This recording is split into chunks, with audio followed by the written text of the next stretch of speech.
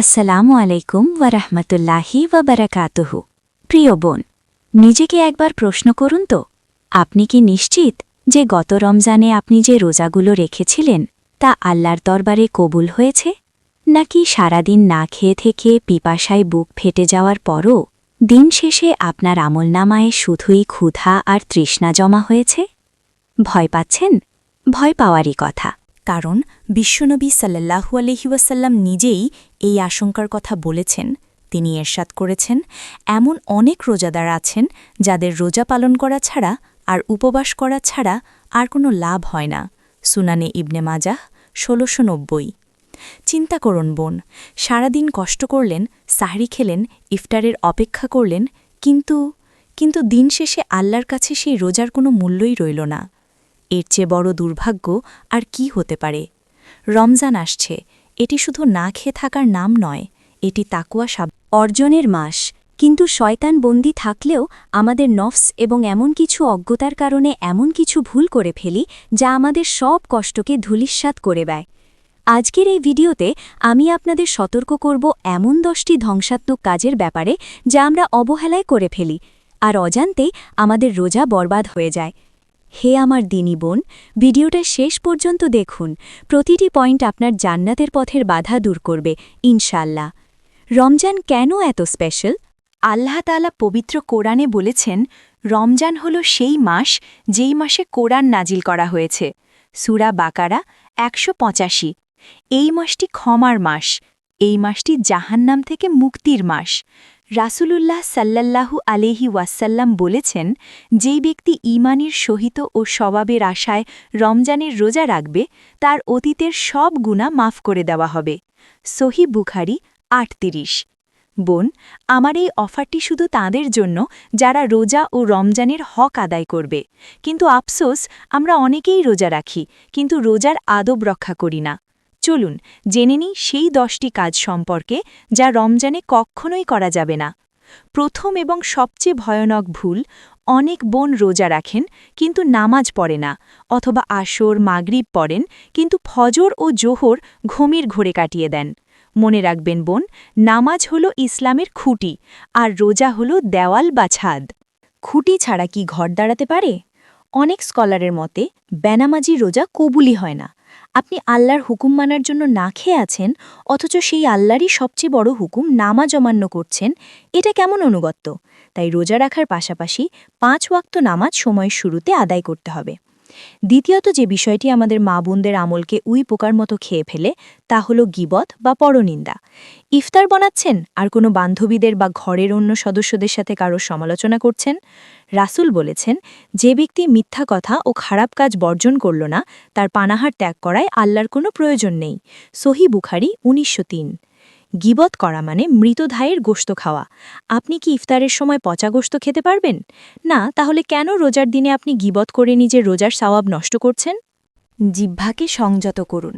তৃতীয় ভুল, খুব মর্মান্তিক।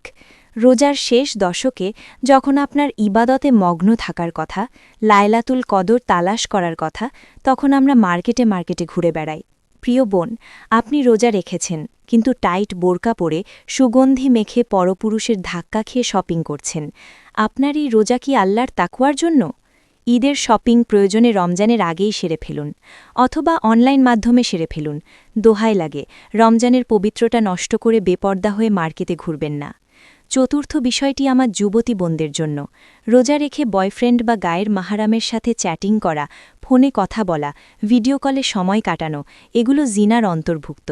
চোখের জিনা, কানের জিনা, হাতের জিনা, এগুলো সন্তুষ্টির আশা কিভাবে করেন? এই রমজানেই প্রতিজ্ঞা করুন, সকল হারাম সম্পর্ক থেকে তওবা করবেন।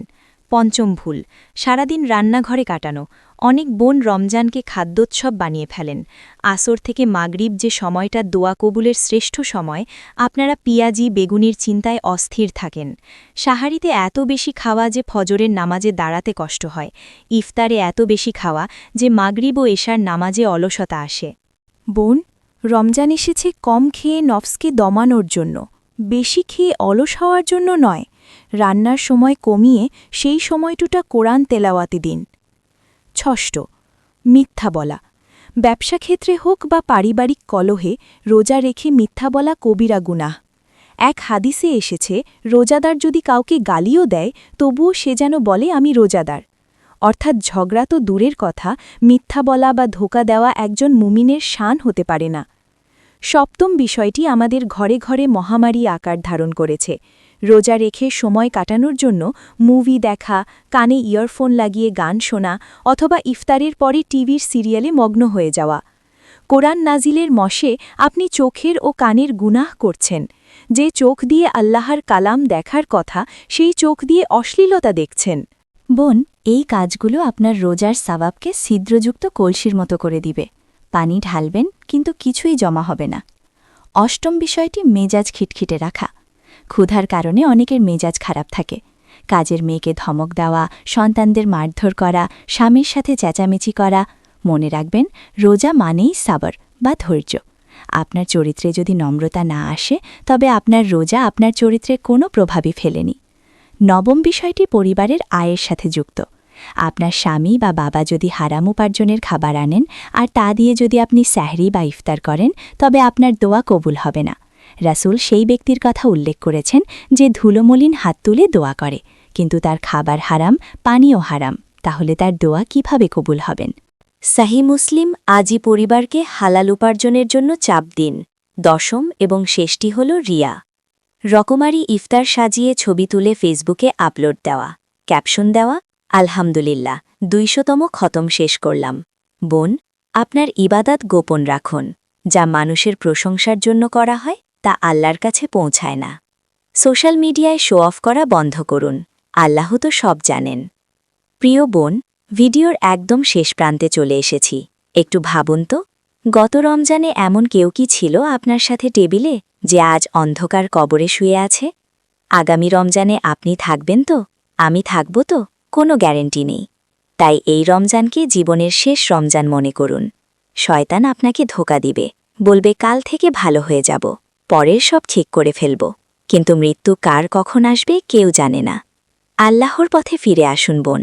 চোখের পানি ফেলে বলুন, হে আল্লাহ, আমি আমার নাফসকে অনেক জুলুম করেছি। এই রমজানে আমাকে মাফ না করে আমাকে কবরে নিও না। পর্দা শুরু করুন। কোরআন আঁকড়ে ধরুন। দুনিয়ার সব ফ্যাশন, সব আড্ডা পরে থাকবে, সাথে যাবে শুধু আপনার আমল। ভিডিওটি যদি ভালো লেগে থাকে তাহলে একটি লাইক করে দিন, কমেন্টে আপনার মতামত জানান। আপনাদের প্রত্যেকটা কমেন্ট আমার কাছে অনেক মূল্যবান।